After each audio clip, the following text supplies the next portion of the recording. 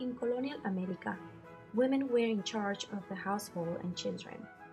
They worked exclusively in the kitchen and they used to spend most of the day preparing the meal day.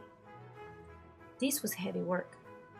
Most families used a few basic utensils: an iron skillet, and a spit, or two for roasting meat, or an iron pot for making soup, pottage, or stew.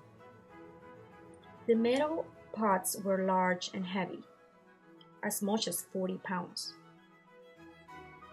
Women were in charge of all the baking, and preparing the food was only the beginning of a colonial woman's responsibility. Daily chores typically included tending the garden, gathering eggs from the hens, taking care of all the animals, milking their cows, including the killing of chickens, pigs, and other livestock before preparing it to be cooked on the open fire. Women salted and preserved the meat that was not consumed immediately to be stored for the coming months. In the fall, women prepared for winters by drying fruits, preserving vegetables and fruits, processing milk into butter and cheese, tasks that took most of the day.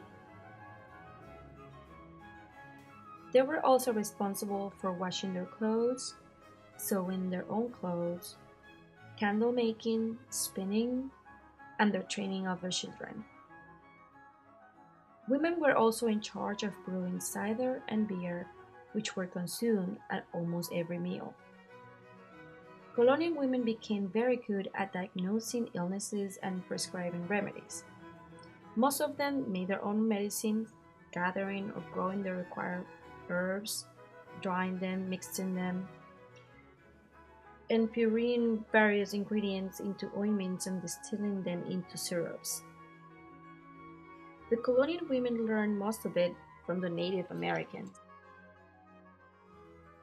As you can see, colonial women were performing very hard tasks at home, and even so, they were labeled as the weakest sex or not as strong mentally as men.